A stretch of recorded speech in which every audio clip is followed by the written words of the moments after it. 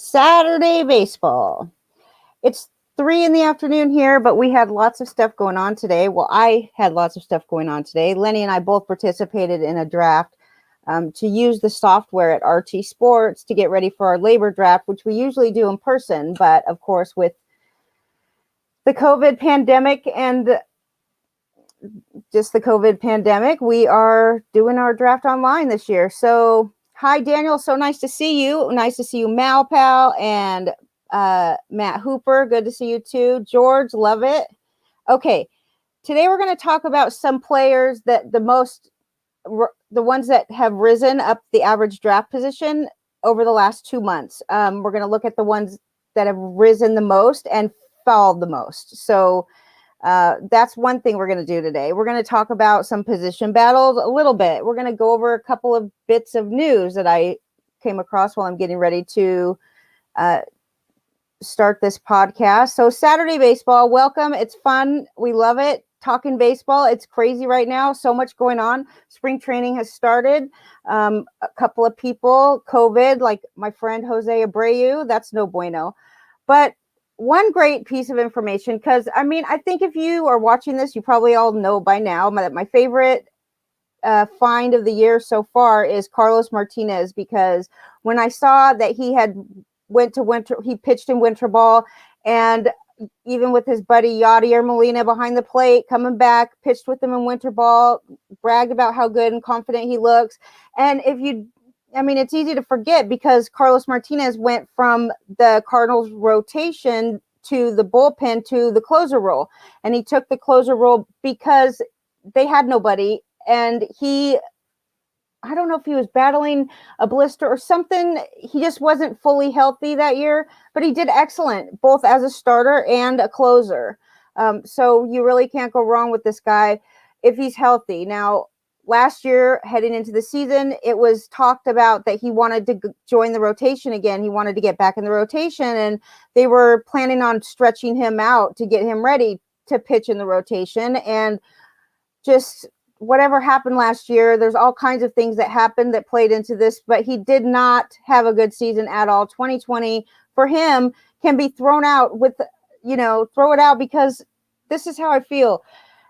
Although we put a lot of emphasis on the most recent projections, okay, we need to give guys a break from last season, especially if they've proven over the course of their career that they are what they are. Like, you kind of know what you're getting out of Carlos Martinez. If he's healthy, he keeps his ERA low. He strikes out a decent number of batters. I'm not going to guarantee that he can go and pitch late into games, because he's just not worked up for that. I do love the fact that he played in winter ball.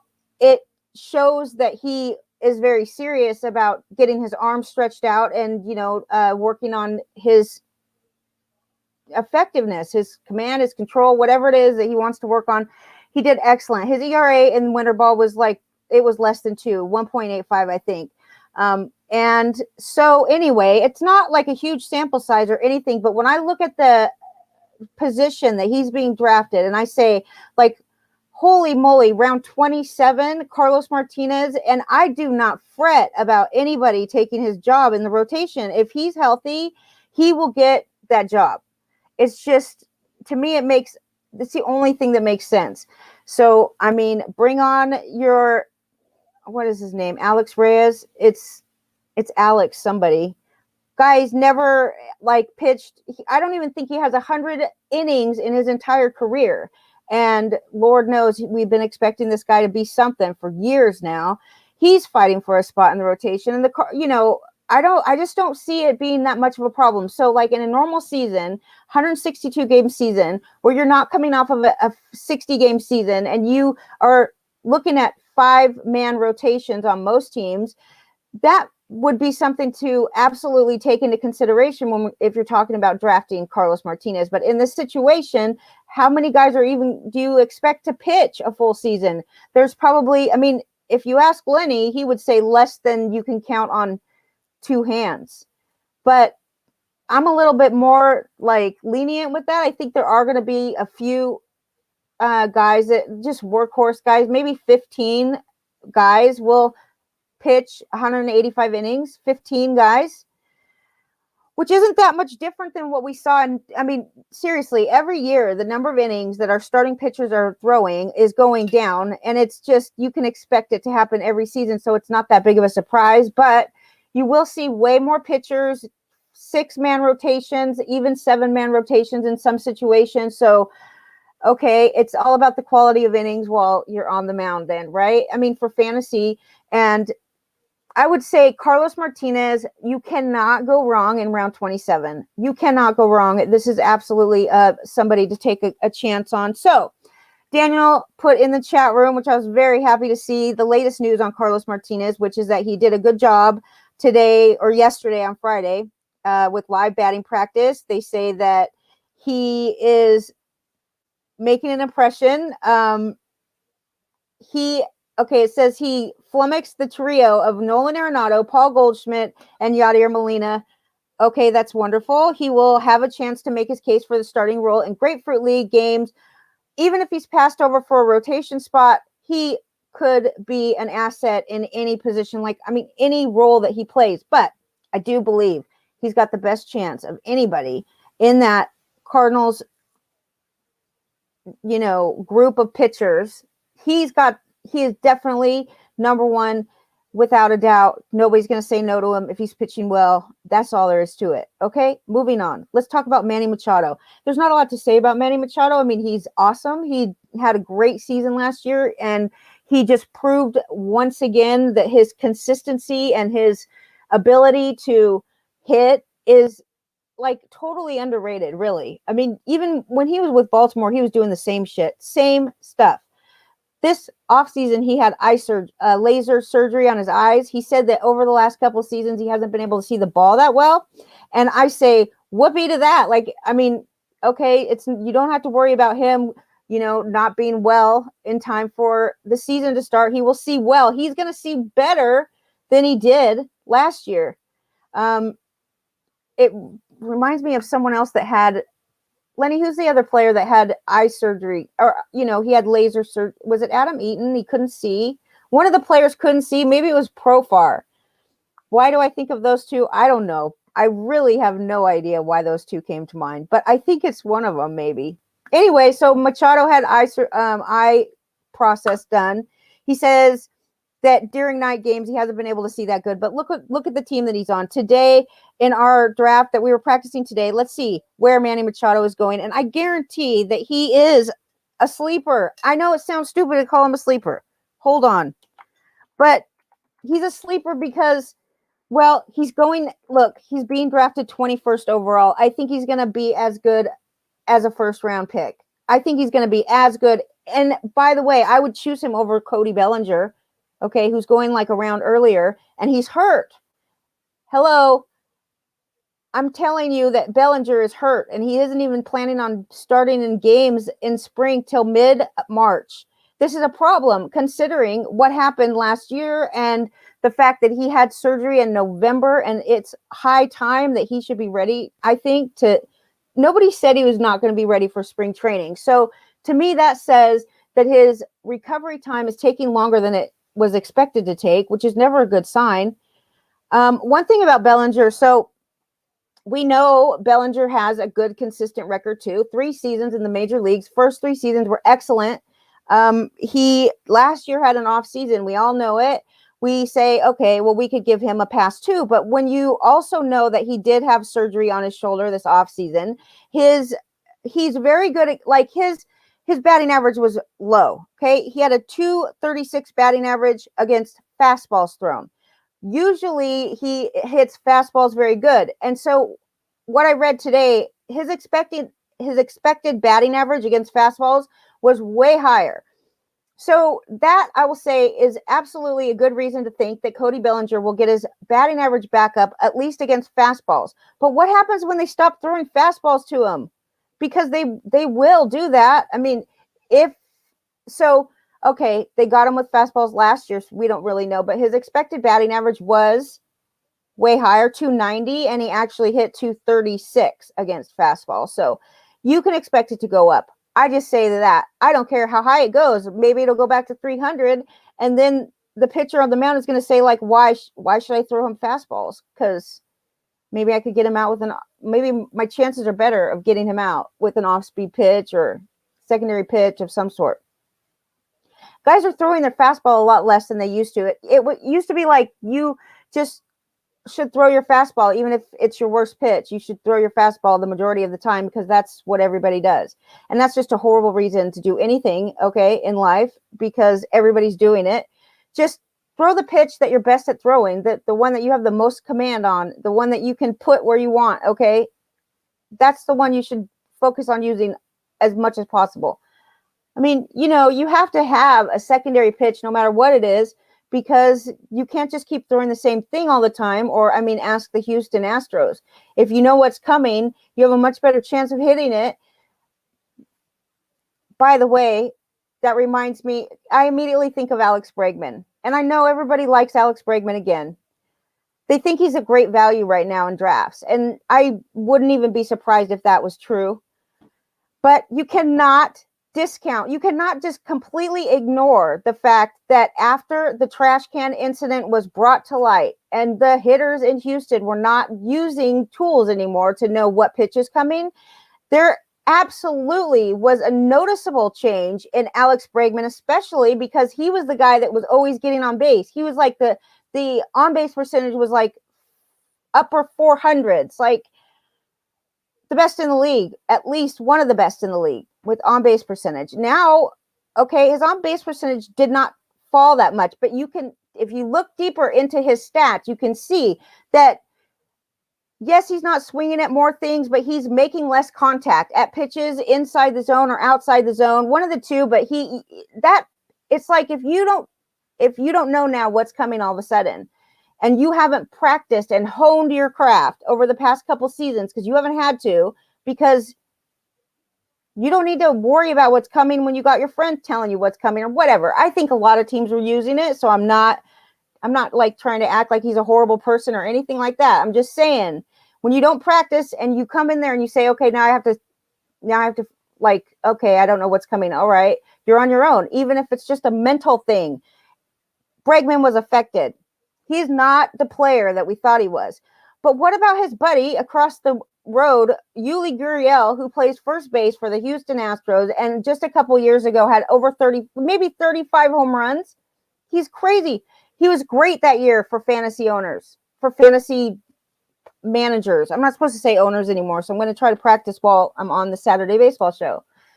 It's a habit. It's a total habit, and I will work on it. But I just feel like it's really hard to break that habit, but I do want to, so I'm going to keep trying, right? Okay. If you had Yuli Gurriel on your team just a couple years ago, you drafted him super late in the late rounds, and you were very happy with him. Now, just a couple years removed from that, all of a sudden, now he's being drafted behind Yasiel Puig. He's being drafted in a ridiculous number in ADP. Okay, now look, you could do a lot better at first base, but you could do a lot worse, okay, at first base. So his brother is being drafted 85th overall, and he is being drafted 284 overall.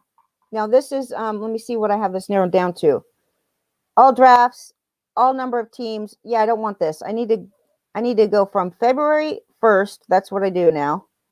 We don't want it going all the way back to October. We just want to know what's going on now. So let's see where Gurriel is. His brother, 86 overall. Yuli, 295 now, so he's even less than what he was. So recently, he's getting just totally ignored. Okay, 295 overall for Yuli Gurriel. To me, that's insane. And I will tell you why. Because his contact rate, literally, I'm going to look up his numbers, but I could tell you off the top of my head that his contact rate is close to 90%. His strikeout rate is less than 10%. This is not something that you just leave sitting out there until that long, unless there's something going on I don't know about. Okay, maybe. Let's see. Depth chart. Let's look at it. Make sure he didn't lose his job. No, he did not lose his job. Okay. So let's say his exit velocity went down some, his blah, blah, blah, his hard contact. I don't care about any of it. All I know is that this guy will get on base for you 87% of the time. This did not change one bit. Actually, it went down 1%. Okay. But 3 years heading into last season, it was 88%. It's so rare to find that in baseball these days. Okay. His strikeout rate hovering at 10%. His walk rate, not good. He's not going to walk, but he's going to get on base. I just don't get the placement in the average draft position, and that's why you use the ADP for a tool. You use it to your advantage, and you see what's going on. Believe me, this changes. It's fluid. You do not see the same things happening today that you will in a week. You will see. That's why we're going to talk about some of the players that are rising and falling on the ADP. It's an important tool, although, it's only important to see what the market is willing to pay for a player, or where the market is,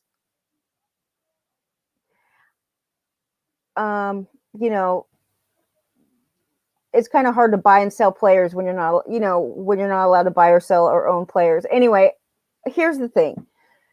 The ADP should be used for market value, which means you will be able to tell what other people are willing to, where they're willing to, the value that they put into the player. Okay. So let's look at some other I don't really think I need to do this. Go and tell you all the first basemen that you could be worse off with than Yuli Gurriel. Okay, we don't have to go there. But my point is, Alex Bregman, I'm not a fan of, nor was I a fan of last year. It has nothing to do with them cheating. By the way, everybody, if you give people an easy way to cheat, they're going to cheat. If you say it's not legal in baseball to leave your prospects down in the minor leagues just to control that player for an extra year, you're not supposed to do it, right? That's what they tell you. But anybody in their right mind knows, anybody and everybody, and that includes the people that are actually making the rules, everybody knows that we do it, and everybody, you just accept it. Even Chris Bryant is a big, big deal when in this conversation, because he took the Cubbies to court to sue them for leaving him down in the minor leagues just for that reason, when he was perfectly ready. Nobody has been as ready as Chris Bryant was. He had every right to take them to court. There's nothing on his prospect, on his minor league stats that say anything but he was ready to come up. But they always blame it on defense, and they say, oh, he needs to work on his defense or whatever, for whatever reason. Everybody knows it's bullshit. And then, okay, then we say, how could they do that? Like, that guy said that they do it in Seattle. He said it out loud. And everybody's like shocked over this. Like, see you later. Like, he doesn't deserve to be a man. He doesn't deserve to be in baseball. He needs to be fired immediately. Like, the woke mob on Twitter was like, you need to fire him immediately. I mean, just demanding that. Why are we so offended over something that we absolutely know is going on every single year? And guess what happened in Chris Bryant's case? He got denied. The defense won. The Cubbies won. The judge said straight to Major League Baseball and all of the owners, you're allowed to do that even though the rules say you shouldn't. And anybody in their right mind, business mind, is not going to do it any other way. If you're the owner of the team, why in the world would you bring a guy up 2 weeks earlier and then you lose control? Then now you have to sign him 1 year earlier or you lose him. And there's a lot of teams in baseball that are constantly letting their best players go to free agency because they can't afford it. Even arbitration eligible players, they start to become more costly as it goes on. So if we really have a problem with the way that we're treating our players, okay, and how bad baseball treats their players, it doesn't really matter like what anybody thinks about what I could tell you right now that the COVID situation brought out a lot of savory truth about the way that ownership views the players. Unsavory. It really pushed them into a position to where they had to, and everybody could see where they stand when it comes to how much they value their players, the athlete, the ones, they don't value their players. The players and the owners, they have no love for each other right now. Probably maybe the least they've ever had, the least trust they've ever had. And when COVID hit and the baseball owners have to decide if they're going to lay off everybody, like the jobs that they had to lay off for each team, all the salaries combined was like $1 million total. But you see teams like laying off everybody right before Christmas. People are getting laid off. All of the, it's like, how could you, what? You care about $1 million that much? Like, you're a billionaire, but you care about $1 million to support the people that it just became so clear to anybody that was paying attention that the ownership does not care about the players. So instead of like getting so mad and angry and offended that this is actually going on, why don't we change it? Why do we put people in a position where owners are going to make that case? And if you think they're a bad person, then that's your opinion. But any business owner would probably do the same thing to the youngsters as what that guy was actually saying out loud that he's doing. That's all. It's just, it's happening. And so, okay, I feel like what that guy said in Seattle, I got some pretty good inside info out of that transcript, because he talked about the fact that they decided that there would be no DH, there would be no 7-inning doubleheaders, there would be no extended playoffs. They're all using that for, we really did know, but I think there's still people out there that are absolutely hoping for the DH in the National League, and that is not going to happen. I don't know why baseball hasn't come out and said it yet, okay? Also, he said stuff like, who's their outfielder in Seattle? Let me look at the depth chart. Somebody's coming back that's been injured for a couple years, and Lord knows the fantasy community has forgot completely about these people. This guy, Mitch Haniger. He said that Mitch Haniger he's very excited about Mitch Haniger coming back. He's fully healthy. He said he thinks he's going to make the All-Star team this year. I mean, Seattle doesn't have a lot of, you know what I mean? Like Seattle, every team gets to send a player. So saying that Mitch Haniger is going to make the All-Star team is not like the best compliment, but it's still a compliment. And it's absolutely a compliment when you're considering the fact that Mitch Haniger, let's see where he's being drafted. 265, 266 overall. Okay, ADP Mitch Haniger. He's good for some pop if he's healthy, I think we forget about Seattle. We forget about it. But so Mitch Haniger. I got that out of the transcript. I got quite a few tidbits out of that transcript. Like I found out that Kalenic denied signing a long-term contract. And so obviously that's where all of this stuff came from. But it's interesting to see how the Mariners do it, because you remember a couple years ago where they were headed into the season, they decided to sign 2 different youngsters to a long-term contract before the season started. And we all knew that because of that long-term contract, these players were going to start in the major leagues. So once again, we know what's going on here. And it was true. If these youngsters sign long-term contracts, you don't have to worry about them getting stuck starting the season in the minor leagues, because they're going to be with the team. That's always a very good indicator of this, okay? Otherwise, if they don't, which Kalenic decided not to, but the Mariners, the way he put it was like, this is why we choose to make youngsters offers for a long term, because we're both taking a chance, right? We save money. If the player turns out to be as good as we hope that the player will be, then we save money in the later years of the contract. But we're signing him now. So if he never pans out, he's still getting paid. And so it benefits both sides of the spectrum. It benefits both the player, the youngster, and the team. If you look at it that way. I mean, of course, Kalenic said no. He's gonna believe in himself, and that more power to him. He has every right to do that. But because of that, nobody's offended that he's going to start in the minors. That's just how it works. Everybody knows it, and that's why. But the Mariners, they don't have a lot. They're not like a huge market team, so they don't typically sign all their best players to long-term contracts. You see players leaving before their contracts are over, and so with Seattle, it gives them a way of getting players to stay, young, good players. Okay. There's nothing wrong with that. It's like, what do they call it in Oakland? They call it, there's a movie. Anyway, it's that you don't have to have all-star players. If you could find a way to keep the good players that you have for as long as possible, then at least that's something. At least they're trying to keep their youngsters, right? At least they're like making an effort to put together a club. That's how I feel about it. So moving on, he did say some things that were kind of offensive. I mean, we don't even need to talk about those, but everything he said, for the most part, what the stuff that I'm talking about and bringing up now, it shouldn't be the top of the list of like why we're so offended and so angry at the Seattle Mariners. Then they bring up the fact that he had some kind of sexual harassment issue 10 years ago.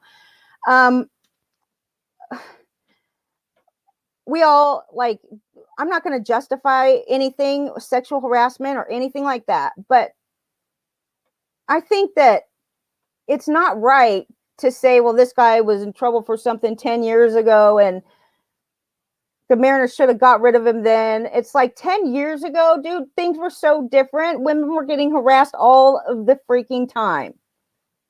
Okay? We have no clue what. It was totally acceptable back then. And whatever, this poor guy, it's just like, these people, when they find out they don't like you, then they scour through your social media. They scour through your history. They scour through your life. They find anything that they can do to assassinate character. And it's an absolutely horrible way to be. And we've got to stick up to this crap. It's horrible. Okay, moving on. Let's talk about the biggest riser. So Amir Garrett, it tops the charts. Amir Garrett, for the difference in the amount of places that he rose up the ADP over the past mid-December to now. 160 spots, Amir Garrett. It's funny because Lucas Sims, who is the other closer, okay, is on the list of the biggest fallers, okay? Lucas Sims fell 124 spots. Why can anybody? No. Okay. So first of all, we know, okay, that these two, neither of them are the closers at this point. Okay. Lucas Sims has some issues. He's got some injury issues. Maybe that's the reason why Amir Garrett rose and Lucas Sims fell so much. I mean, but to be honest with you, I don't really think that this is going to end up to be the case, because I do think that they're both going to share saves in Cincinnati. And we don't even really know about how well are they going to do. They're both inexperienced.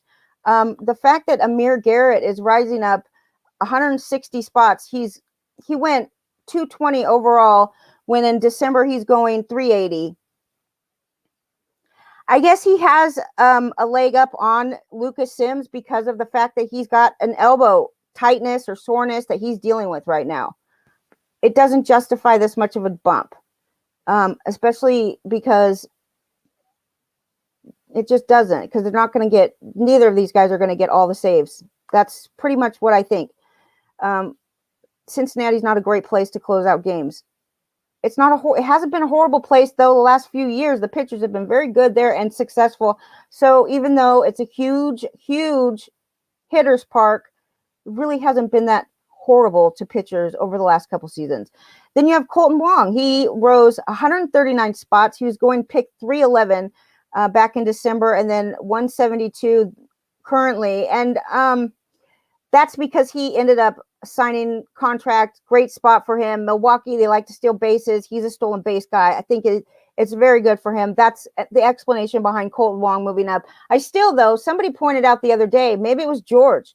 Somebody pointed out the other day that called into our show that the most he's stole 20 bases one time in his career or something like that. But I think that it brought attention to the fact that he doesn't steal as many bases as maybe we all kind of like think of Colton Wong. Let me check him out. I got Colton Wong. Lenny and I both have really liked him. But the biggest thing is his spot in the ADP is the biggest reason why we like him. And if he gets to a point where he's going ahead, this happens all the time. That's why we bring these things up right now.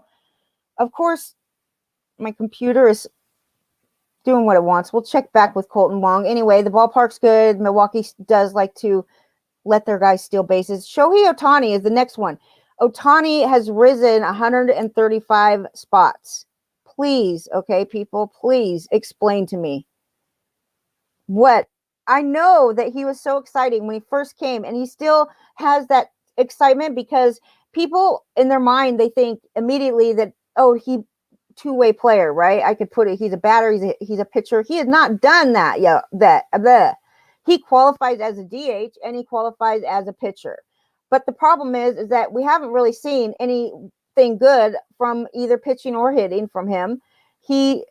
Okay, I'm not trying to knock him completely because maybe he'll get better. I'm not going to give up on him completely. Usually when you see an Asian player, pitcher, hitter, whatever, come to the United States to play baseball, they've already played like 8 or 9 years in their career because that's part of the dealio. You can't leave. I mean, whatever it is, they're seasoned, but he came over here. He was younger than most. So he had a lot of opportunity and a lot of time. He immediately had Tommy John surgery, or maybe that was his second season. But while he was healing from Tommy John surgery, they had him hitting the whole season, which I thought was odd, but he hit well that year. Just, it's hard to imagine that he's going to get any sort of regular pitching in because, I mean, unless they don't have room for him at DH. But here's the thing. Now he's going 123, pick 123. That's just for real. That's crazy. The numbers that I'm using are actually from the labor draft that just happened. The labor draft that we just had, first one of many that coming this week and stuff. He went in that draft 123 overall. He was going almost 400 in December. So I don't know where that came from, or if this was just this is just, an outlier. Let's see what he's doing at NFBC. 226. Crazy, right? Okay, look here. He's gone as early as pick 114 and as late as pick 316. That is since February 1st. And holy moly, that's a huge range, okay, in between. And obviously, some leagues are going to have, some people just really like Ohtani. If you see him there at pick 316, would you still? I don't know. I don't even know if I would. I'd rather have Joey Votto, Jonathan Scope. I like Diego Castillo. He's going pick 350. We'll talk about him in a minute. Because Tampa Bay is horrible for this, but okay, Pete Fairbanks is on the list too. Okay, Ohtani. Oscar Mercado's on here too. He has risen 124 spots. Oscar Mercado. Let me look at the chat room and see what we have going on. Okay. Oh, look at all this chatting. Okay, talk to me about Oscar Mercado. I know one of you or some of you were sticking up for this guy just the other day. Oscar Mercado. Maybe that was Lenny, but here's my happy hour. Cheers to the happy hour. They come on Wednesday nights at 7 o'clock. Cheers to the happy hour. And Thursday nights at 8 o'clock. By the way, we're doing a baseball roundtable on Monday night at 8 o'clock. And it will be, I think, 5 or 6 of us just talking baseball. If you want to come by the chat room, that's at LennyMelnickFantasySports.com/live. Interact with us, talk with us, fight with us, whatever.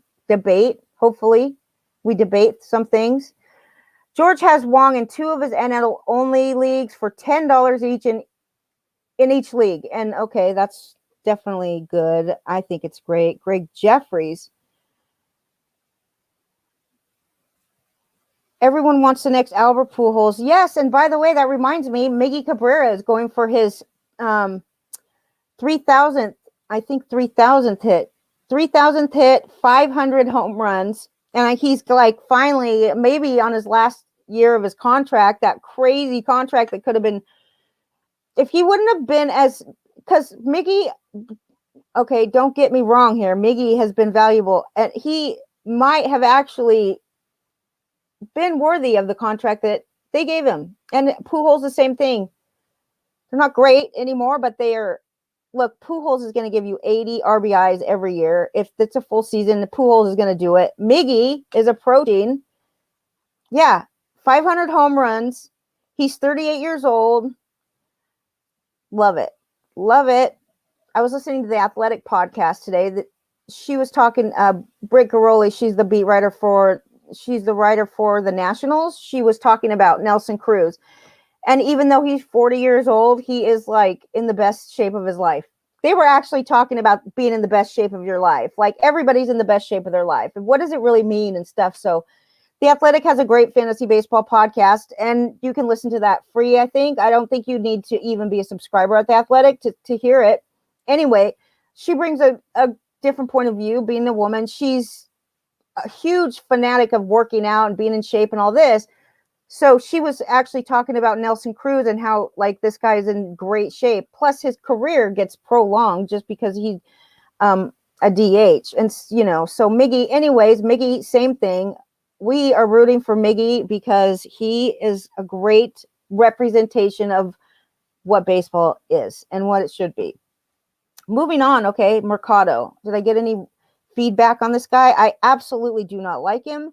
It's probably biased because when he first came up, he was like in the same call-up group, okay? In this time of the season, it was like the last good prospect call-up day. Like when they were the last batch of good prospects that were going to get called up that season, it was like Austin Riley, Mercado, Senzel might have been in there. I just remember Nicky Lopez was part of that group. And everybody spent all their fab money on one or a combination of these guys, just hoping that they would be like, catch lightning in a bottle and they could help. And all of these guys were touted prospects, but let's just see where are they now? With Mercado, he stole bases right away. He started stealing bases, so we do know that. But I don't know, as far as like maybe I'm biased. I should probably take another look at Mercado, but to rise up the draft board that much in just that little amount of time, let me tell you, he's moved up 124 spots. Not even good. Pete Fairbanks is another one. I had Ray on this last Tuesday night. Ray and I were talking about his FSGA draft, and he was Ray does a great thing. If you didn't see the show, he writes a draft diary. As he's drafting in snake draft, he writes down every round, like what he's thinking. And it's really, I just love it because you just can't capture those feelings, or like you can't remember all the details. And it's simple, but he talked about at one point in the draft, he was targeting Pete Fairbanks. And it was relatively early. I would say there's probably at least 8 or 9 closers left on the board, okay, available. Fairbanks went from pick 422 to pick 298. Now,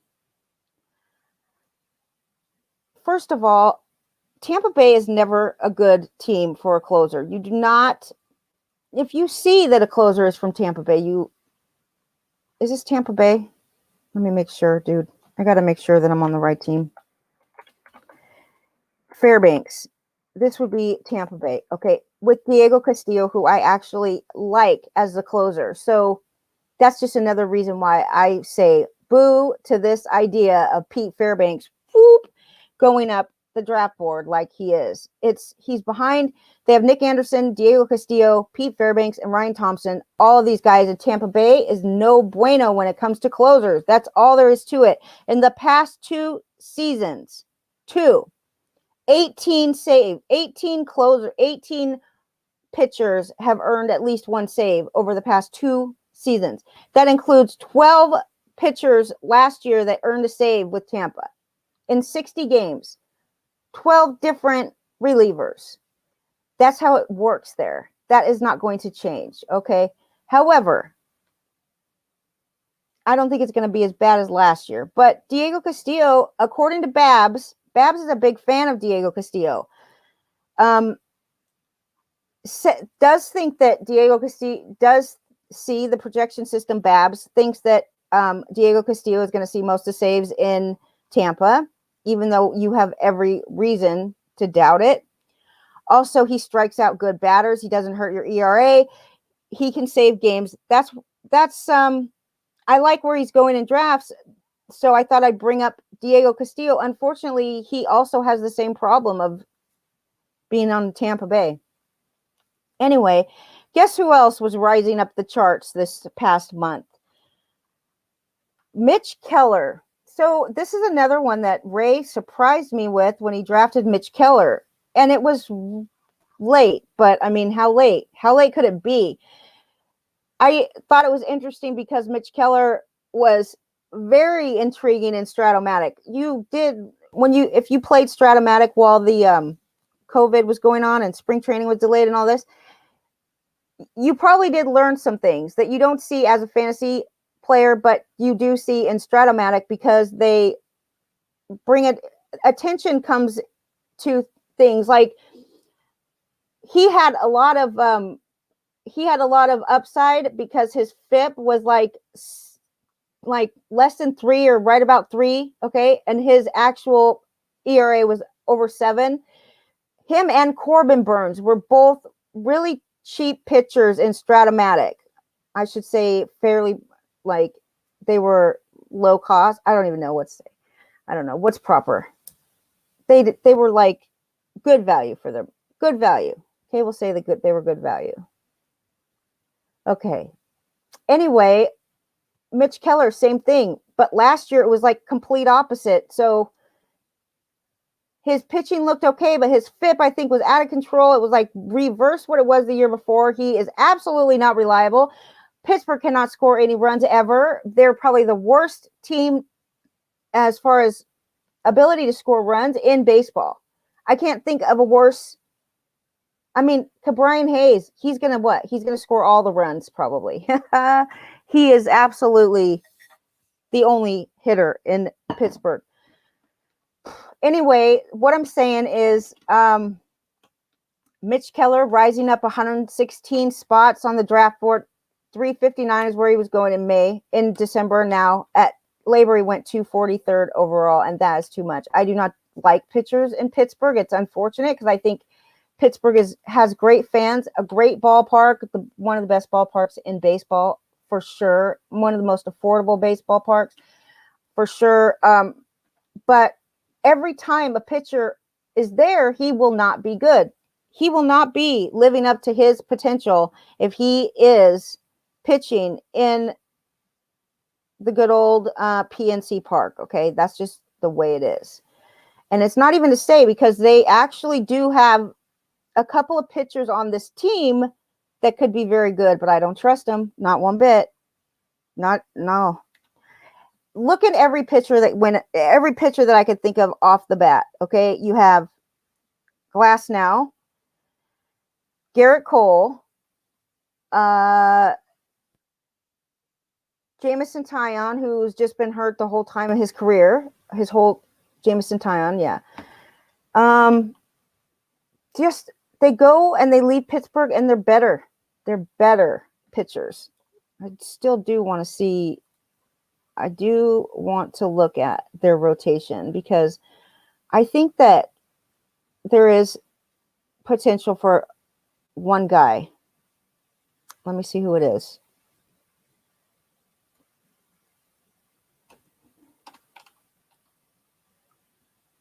I don't even know who it was. I wrote about this guy last year, but I mean, seriously, Mitch Keller let's look at him real quick and see what's going on. Last year, he had a 2.91 ERA, a 1.25 whip. That's great. But he only threw 21 innings. Okay, that's 5 starts. That's only 4 innings per start. That's no bueno. Let's see what his FIP, because his ERA is 2.91. His FIP, what is this?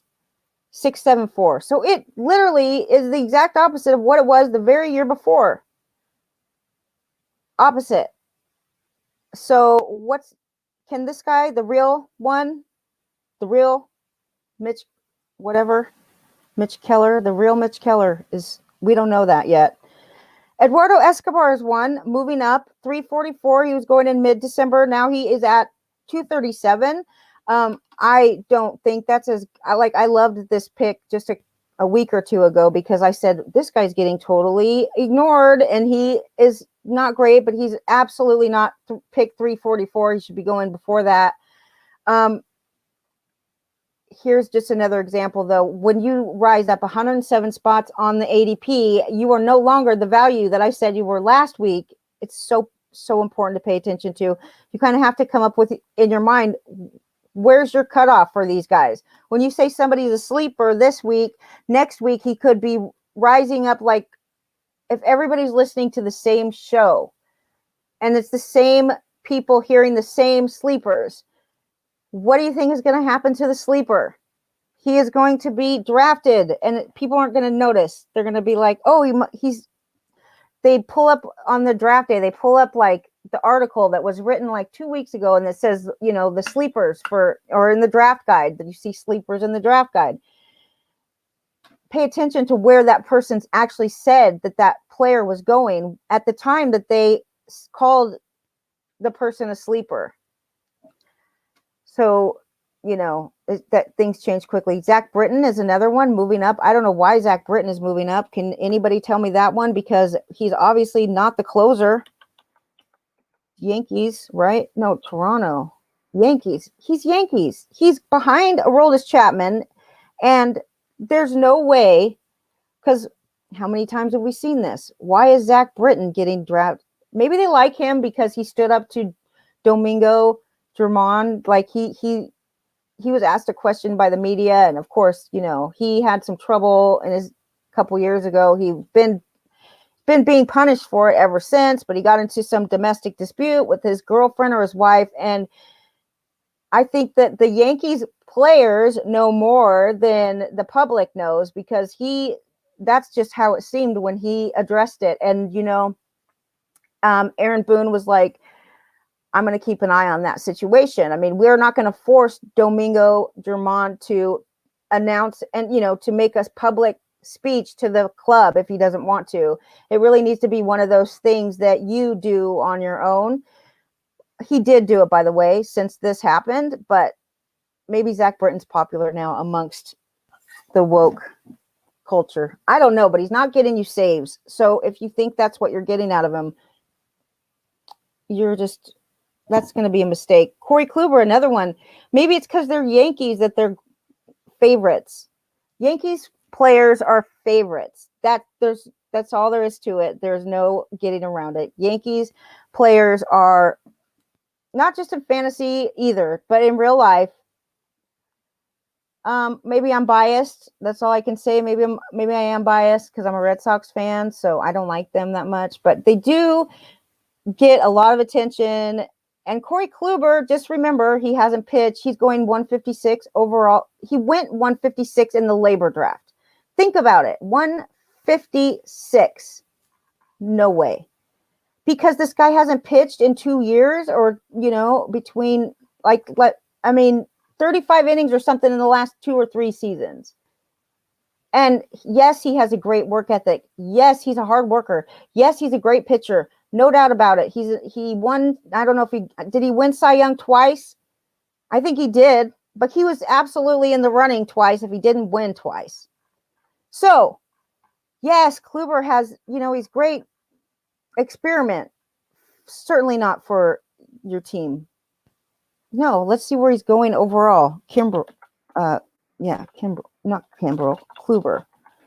like Kimbrel, though. I do like Kimbrel. You want to know why I like Kimbrel? I'm willing to give him a chance because his velocity is still right up there. It's not going down. It's also the fact that he strikes out a ton of batters. He just continues to strike out batters. So if the worst case scenario for Kimbrel is the fact that he's going to walk batters or give up home runs, and if that's the case, then at least it couldn't be worse than a guy like Rob. You got to compare him to a guy like Robbie Ray because you're getting strikeouts out of Robbie Ray. You're getting innings out of Robbie Ray, and you could be getting, a 1.5 whip you could, but you know, you get what you pay for, right? So Corey Kluber going right next to AJ Pollock, who I would assume is questionable for a full season of at-bats. And yes, last year I got a little excited about AJ Pollock. I have to temper my expectations because he was such a great surprise last year. You might have got him in the last round or the last couple rounds. He was just overlooked. But you got to remember the contract that they're paying this guy. That because of this contract, he will get time. He will get playing time. Now, this year, I don't know. It only is that way until it isn't. Eventually, he is showing signs of aging, AJ Pollock. But look at what he did last year. If he could just be healthy for a whole season, which don't even think he will. But still, I'm not taking Corey Kluber right in front of him. I'm not taking him. Look, David Price is going one pick ahead of Kluber. Really? Would you choose Kluber over David Price? Okay. Probably not. Even though, I mean, look, neither of them have pitched, and David Price has never pitched for the Dodgers yet. Still hasn't pitched for the Dodgers. He took last year off. He opted out. But why would we think he wouldn't be good? He's got to be better than he was in Boston, and he's got a great defense behind him. Supposedly. I mean, that matters for a pitcher. And I mean, David Price, look at this lineup. They're not going to have trouble scoring runs. This guy, if you got to choose between Kluber and Price, hello. I don't think there's much of a, and look at this. Josh Donaldson just gets ignored all the time. Pick 189. Just no love for Josh Donaldson. He's getting drafted right before Nick Madrigal, which I will say to you, what in the world are you drafting Nick Madrigal for? Just explain that to me. Because at that pick, okay, before pick 200, you're drafting a guy that he's just not that fantasy good. He's great defensively. His defense is unparalleled. He will get on base. He will have a great batting average, good on base percentage. But after that, it's all questionable. It's on a good team. Okay, that's for sure. But I don't know, man. I just wouldn't. I'm all about some experience, I think. And Josh Donaldson is the guy, dude. Josh Donaldson above Nick Madrigal every day of the week and on Sunday and every day. Going back to the list. Those are the ones that have risen up the highest. Okay, now we're going, Jock Peterson was also on this list, but you can see why Jock Peterson rose up the ADP because he got a good job. He got a good paying job. They're going to give him a chance to actually prove that he can hit lefties. So he absolutely is reasonable why he's moving up. Still questionable. Lenny and I, one of our poll questions was I don't know if it was who's going to hit more home runs or who's going to have the better season, but it included Schwarber, Peterson, and Luke Voit. They're going at very different places in drafts. So, one of the best things about using Babs, it's babsbaseball.com. You can go there, you can look at it, see what it is. Actually, most of the information to learn how to use Babs is free now. Ron Chandler is the guy that created it, and I absolutely love using it for a few different reasons. But one of the biggest reasons why I like to use it is that it groups players together by their assets, okay, and their liabilities. So you'll see 3 players, right? They are not being drafted anywhere near each other, and they all, like Babs only sees certain things. They don't know she doesn't know the name. The name does not matter. It matters skill set, okay? So you see 3 players that they all have the same exact skill, the same exact liabilities, and you say, well, this guy's going in round 3, and this guy's going in round 15, and you say that's a target right there, like, let's see. I said this the other day, but Aaron Nola and Luis Castillo are exactly the same pitcher to Babs. Aaron Nola and Luis Castillo. Clayton Kershaw is the exact same. Those three are the exact same. Except for Kershaw might be limited on innings. They say Babs thinks that Kershaw is not going to get a full season of innings. I think a lot of people are not. Okay. But as far as skill set, and then you have a skill set of power and batting average. These two assets combined. Okay. All of these guys have it. Corey, and there's no difference. So when you're keeping track, you have like the tools included in Babs. There's a worksheet that you use while you're drafting, and you mark down, you have to have a certain number of each asset. Okay. And you have to have less than a certain number of each liability. So as you draft, you write down like, okay, this guy has this skill and this skill. I add that to my running total. And then you're always just trying to catch your targets, of course, like any other draft. But you have to have a certain number of each skill. And if you drafted these players, Babs would not know the difference between Anthony Rendon or Corey Seager. That's interesting. Then you have Nicholas Castellanos, JD Martinez also have the same exact skill sets, but they are marked with a positive regression, meaning that they're probably had an off season last year. They're probably going to get better. So Nicholas Castellanos and JD Martinez. But the four of those guys are the same skills, same exact skills. None of them have any liabilities. Those four guys. So, I love to look at that for this reason. And you can see, JD Martinez is being drafted 96 overall, and you have Corey Seager being drafted 34th overall. And you say, those are the same player as far as if you're doing that. And believe me, this draft system works. Like, I've had the best seasons ever using this draft system. And if you practice with it a couple times, you take it to your draft, it really does take a lot of stress out of the draft, because you're looking for skill sets and that's it. You're not paying attention to any of like these biases that we have. So for the closer, I don't know. I was just reading an article from Jason Collette about the closing situation, and or maybe it wasn't Collette. It was somebody at RotoWire. I love reading the articles at RotoWire. I very much do. Every year, the closing situation gets more grim and more grim. And so I think Todd Zola over there was another article that recommended maybe we should get rid of wins, switch the wins to innings pitched, and then use saves plus holds as a category instead of just saves. It certainly widens the player pool and includes some players that are totally being left out that are absolutely important to baseball, like effectors, relievers. That's what I'm talking about. These relievers that, once you change it over to saves plus holds, now you're talking about a whole slew more of pitchers. And if your league counts saves and holds the same, right, then closers completely diminish in value, right? So like I'm working on a trade right now with Steve Phillips. And I'm thinking to myself, like, I have Karinchak, and everybody that I talk to is super adamant about not trading James Karinchak away. Okay. That's fine. But if you have like a Seth Lugo or any of these guys that are going to be partial closers, like Diego Castillo's a great one. He'll get saves and holds, whatever. I'm just saying in trade, when you're talking about trading this pitcher away as Karinchak as like the highlight of the deal, right? He's the star of the trade.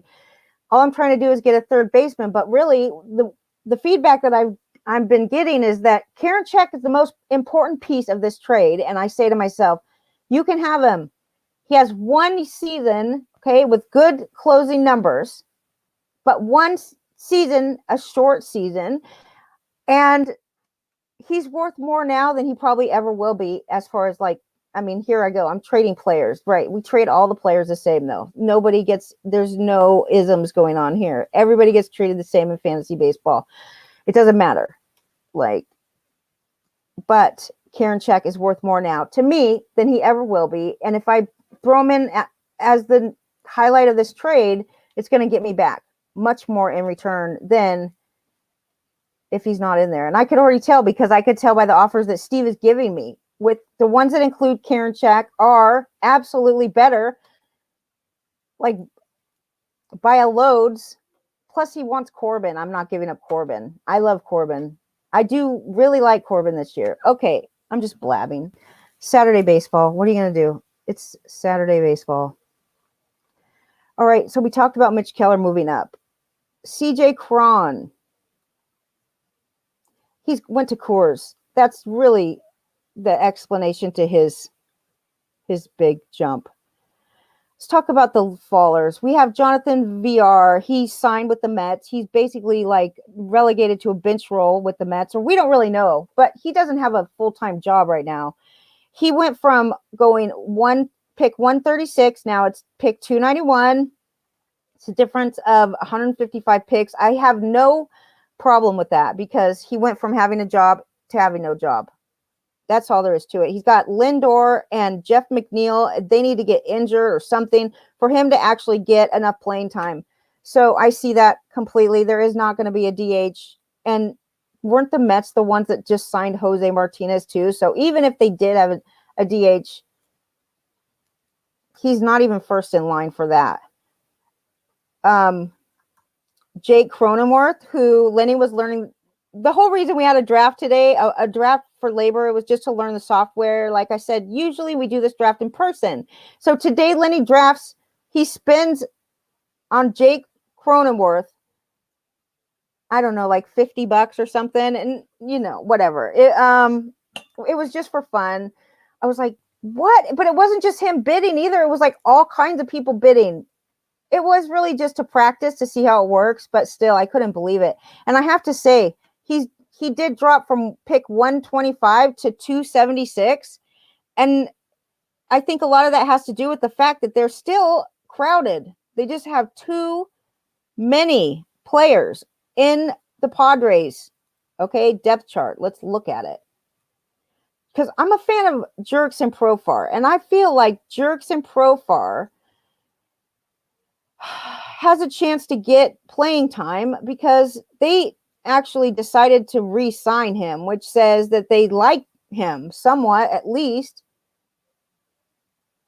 Malpal, what do you think? Malpal's from San Diego. He's down, he lives there. He's been a Padre fan his whole life. We got into an argument, not an argument, but we debated whether or not Franchi Cordero was going to get any playing time in San Diego. And the truth is, I was wrong because he really didn't. And again, Franchi Cordero is not on my draft list, to be honest with you. So you have Cronenworth, he plays second base, first base, third base, shortstop, left field. Holy moly, he plays everywhere. But is he a starter anywhere? No, he's not a starter. You have Tommy Pham, if he's healthy, will be in left field. Kim, I don't know. What's up with Kim? Is he going to get everyday playing time? He's going to get playing time above Cronenworth and Profar too. He has no job. According to this list, he has no job. Profar plays second base and center field and left field. Let me see. Profar plays second base, left field, and center field. But you have Tommy Pham. You have Trent Grisham. You have Will Myers. You have Cronenworth. You have all kinds of players. I thought that the Padres traded away some players so they wouldn't have to deal with this, but they're still dealing with the same problem. They have Austin Nola. This guy can play everywhere. He's probably going to be the catcher, but he plays everywhere. So I don't know. We'll see. Jake Cronenworth, let's see where he played last year and how many positions he qualifies at. He will qualify at first base, third base, and out shortstop. First base, second base, and shortstop. So that means corner and middle, he will qualify. He played 10 games at first, 38 games at second, 11 games at shortstop. So he will have position eligibility. But let's see. Is he that exciting? He hit 285 last year with 4 homers and 192 plate appearances. Anyway, he fell. He's falling down the draft order. I don't question why that is. Okay. Jordan Romano, his market value tanked once Toronto decided that they were going to sign Kirby Yates, but his ADP fell from 190 to 319. And again, Lucas Sims is on this list, and it is pretty interesting. Amir Garrett, shoots through the roof. Lucas Sims shoots through the floor, and both of these guys, we don't know who the closer is. Wilmer Flores kind of got screwed when San Francisco signed Tommy La Stella. Tommy La Stella is let's see where Tommy La Stella goes. I bet George likes Tommy La Stella. I bet you. George, what's your thoughts on Tommy La Stella? I bet you like him in your NL only.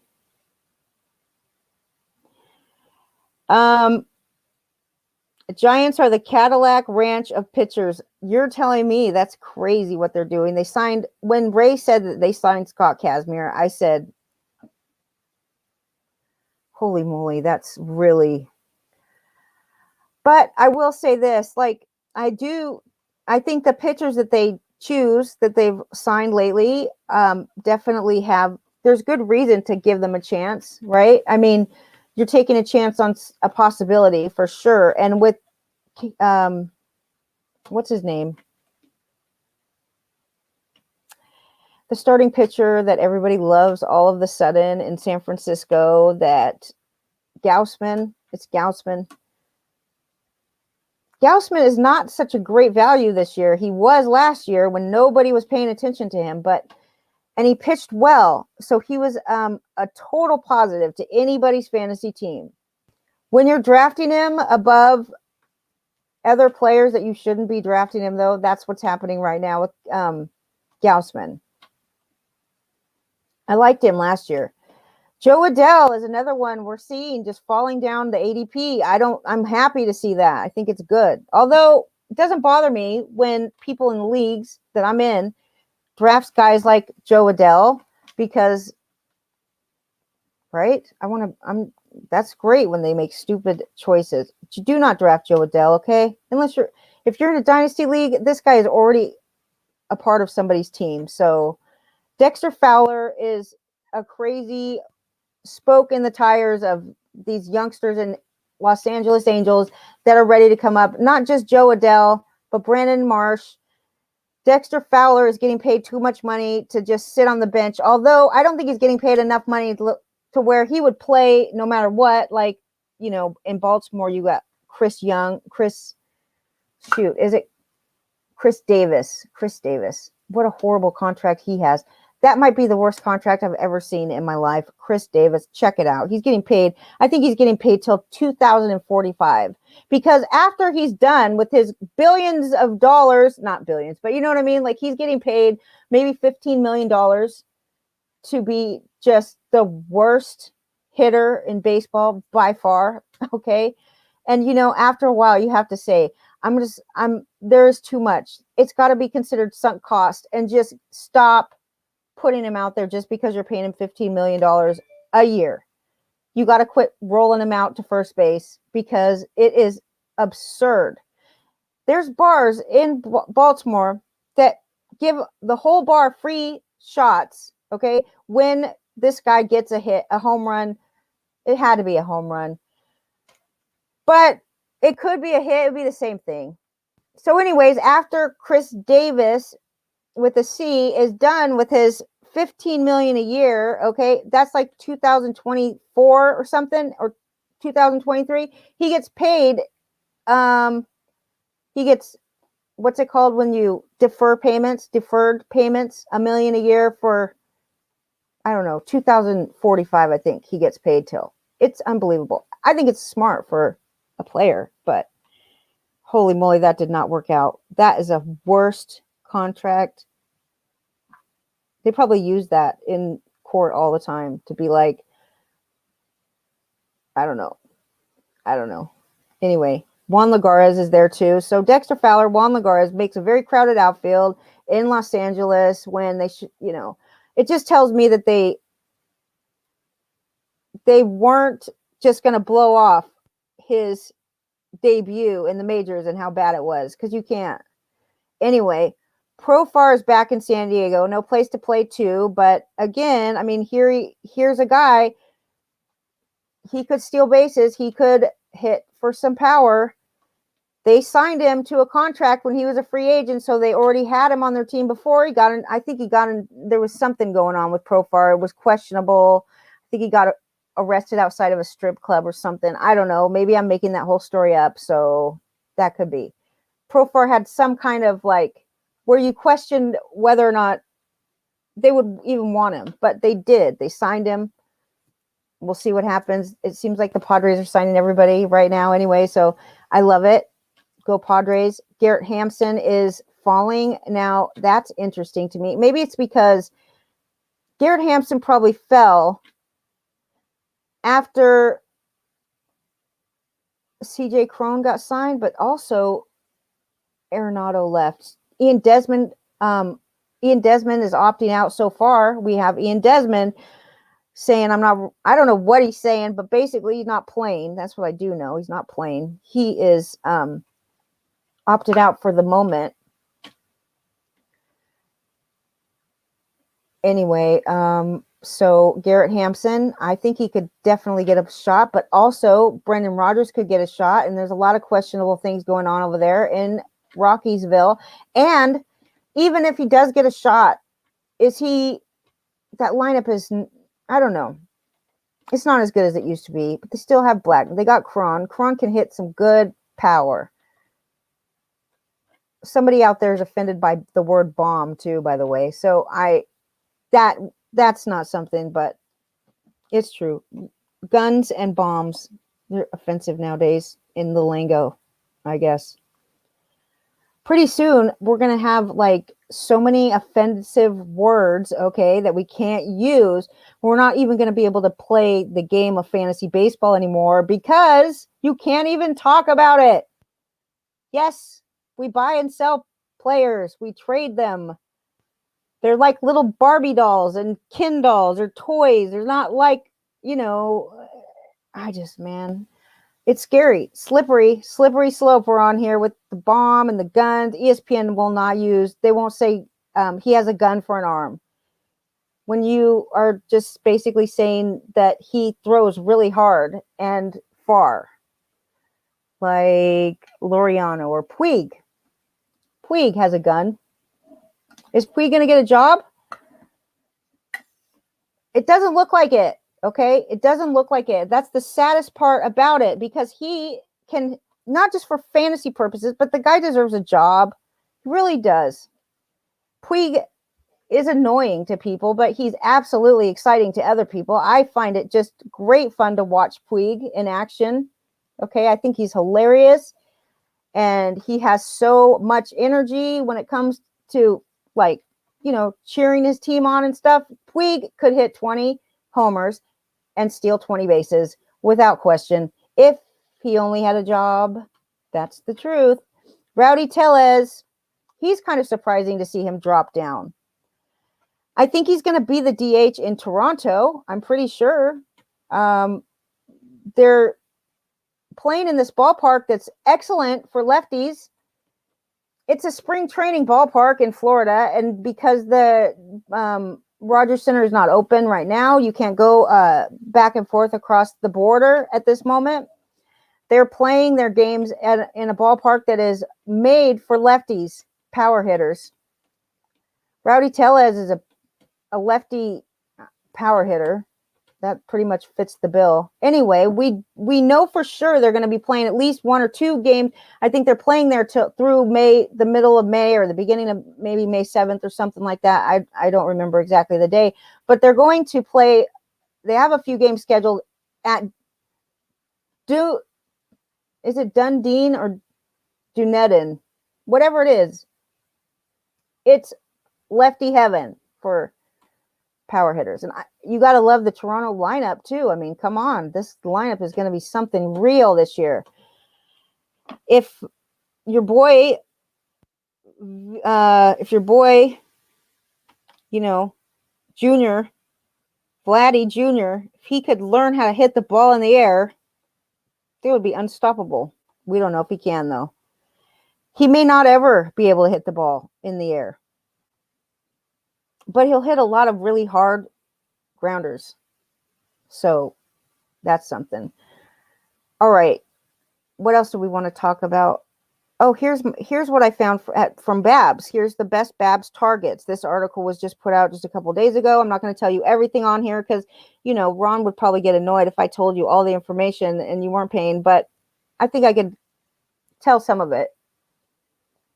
And it's only $20 for the whole thing for the whole season, but it's really beneficial in drafts. So if you're going to invest in learning something, start now with Babs. I will help you anytime because I love talking about it. Although I'm fine with it being quiet, I'm fine with not telling you guys all about how to use it because with Lenny and I, we're always sharing everything we know. I'm sharing all of the players that I like, all of the players that I do not like on my teams. And so the fact is that if Babs if you are not knowledgeable of what Babs is saying, then that gives me a leverage on you. But I'm willing to share just to find somebody to talk about it with. Ooh, what am I doing? My space bar stuck? Okay, moving on. Babs targets. I'm going to give you a couple, and I'm going to tell you why. Just a couple. Nobody that I haven't talked about already, probably. Let's see, reserve rounds. It's got Franchy Cordero on here. This is one thing where I don't agree with Babs because this is how I got so high up on Franchy Cordero to begin with. That and the fact that Fernando Tatis was bragging about Franchy Cordero and how fast he runs. And he was saying that Franchy Cordero runs faster than me, right? And I'm like, ooh, whoopee, he's huge. He hits for power. He runs, his speed is ranking up in the top 5-10% of baseball. If he can be healthy, he can get some stuff done, but he has not done that. And so until he does, no way.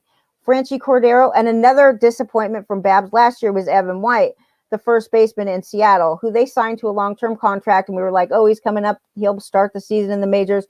He was a big-time sleeper because I think that they were the same player, Franchy, Evan White to Babs, but I'm not positive of that. I just know that Evan White was highly recommended from the Babs worksheet. Okay. And he was horrible. It doesn't mean you should give up on him, but he's probably not even being drafted in most leagues. It says that David Peralta is one. We like it. Eduardo Escobar. This is round 20, 21. Round 18 and 19, it liked Garrett Hampson. Extreme speed skills for Hampson. It says, of course, it lets you know that there's a crowded Rockies infield, and he doesn't have a lot of great. His plate discipline is not. It's not great. Arenado and Dahl are gone. That means, but it's still crowded because they brought in other people. Also, round 16 or 17, Babs is talking about drafting Chris Sale. Round 16 or 17, what do you guys think? Because we know that he is not okay. Best case scenario, he's ready. Second half of the season, Chris Sale. Okay, best case scenario, we've already had a hamper to that. We've got hamperings going on because he's got neck problems already, and his progress has been already slowed.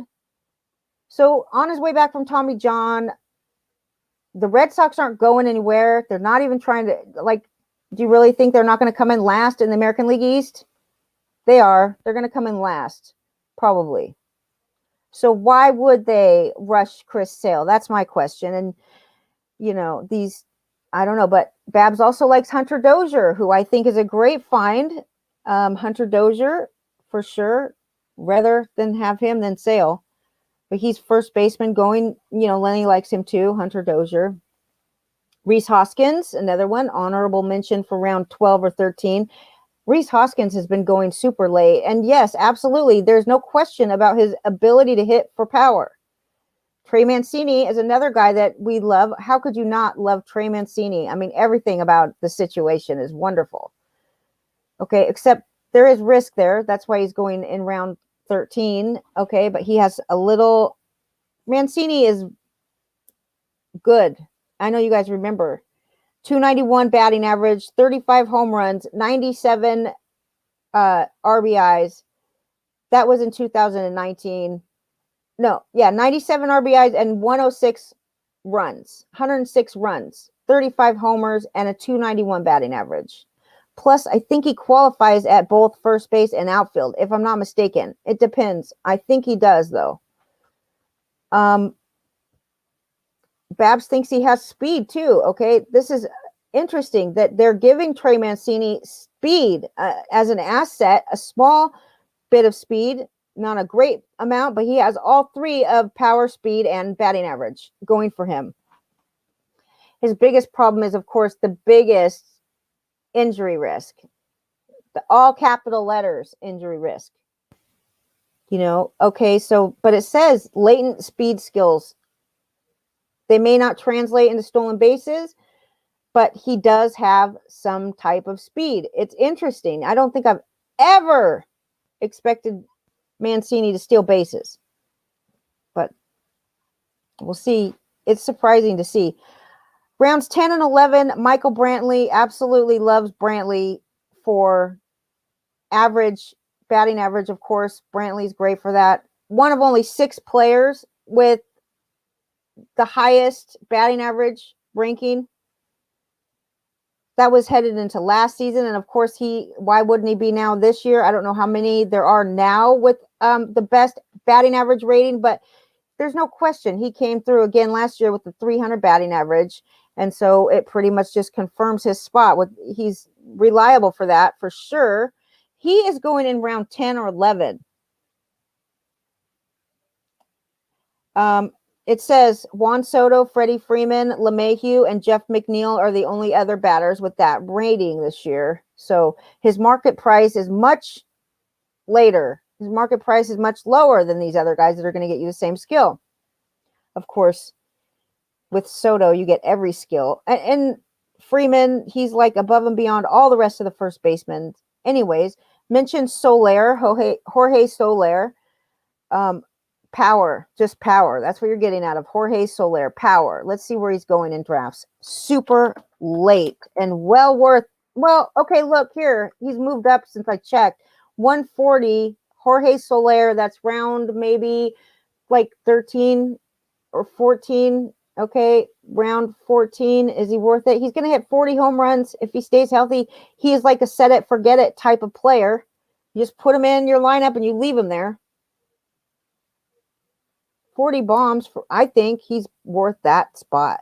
Ryan Presley, closer in Houston.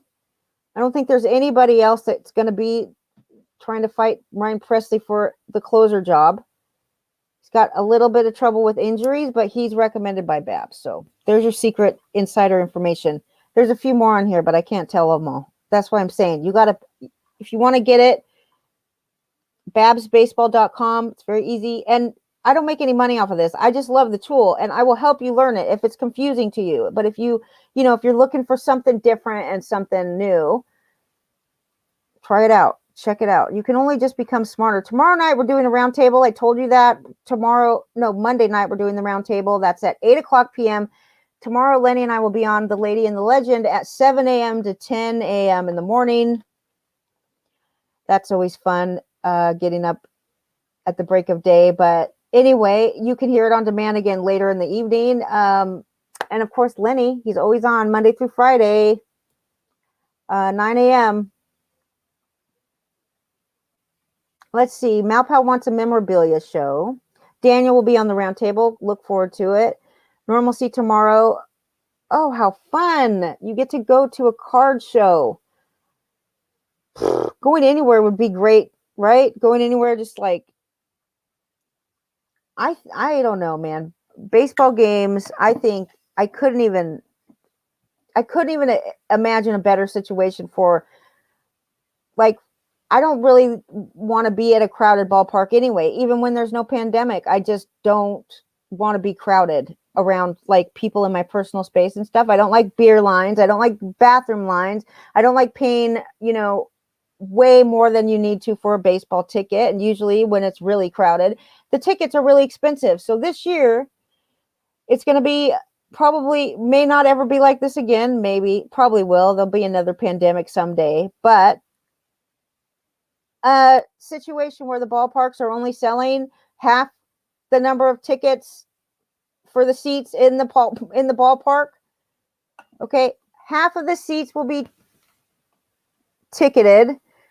That means everybody in the park has plenty of personal space. and room to stretch out, and like everybody could sit on the aisle instead of the middle. How nice is that going to be? I think it's wonderful.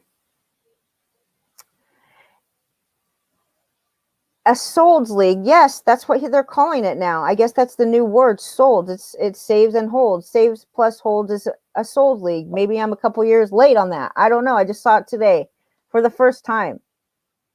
So when you do turn your league into a saves plus holds league, you are adding 60 relievers to the mix. And if you're giving them the same credit for a save and a hold, then you have just lost complete worthiness. Like your closers just went down in value a ton. So I'm just, to me, the saves and holds is the only probably reason why I'm going to absolutely trade away Karinchak. Absolutely. There's plenty of holds to be had. Aaron Bummer. Yes, Aaron Bummer was great in Stratomatic too. Remember? I think it was Aaron Bummer and Anthony Bass. They were both really expensive in Stratomatic. Hey, the owner of Stratomatic is 86 now. He just called Lenny just a couple days ago. Lenny used to make all the boxes, okay, that the game came in when it first came out. Lenny was manufacturing boxes, and so it was his client. They owned a racehorse together, these two. They go way back, these two. So he called up to Lenny, and he said that last year was the busiest year that they've ever had in Stratomatic, which isn't that surprising, right? But I bet you it was just huge because so many people, like we had nothing to do. We got all ready for baseball, and then it just stopped. Everything stopped. So we were fantasy baseball people were just out looking for something to do, to play baseball, and to just play the game with the, have fun. And so we learned how to play Stratomatic. Aaron Bummer was a big deal. I think maybe he's a left-handed guy, or one of those two was great for lefties. Some of the interesting things in Stratomatic that just you would never notice, or there's stuff to be learned. It's a fun game. Anyway, I just wanted to say the guy's still alive and well. His kid is running Stratomatic right here on the Long Island. They have their warehouse and stuff. So he did say that they had the best season ever last year. It's really exciting. You get to go to a baseball card store show. That's great. Fam got stabbed at a strip club. That's right. Got stabbed at a strip club. Maybe that wasn't even his fault. Maybe he was just in the wrong place at the wrong time, right? Maybe. Look at this shirt. Love it. This is definitely a Chicago White Sox shirt. Seattle Mariners is on there. Is this American League shirt? What is this? It looks like Seattle and the White Sox are the only ones on this shirt. What is this? What is this shirt? That's definitely Seattle and definitely the White Sox.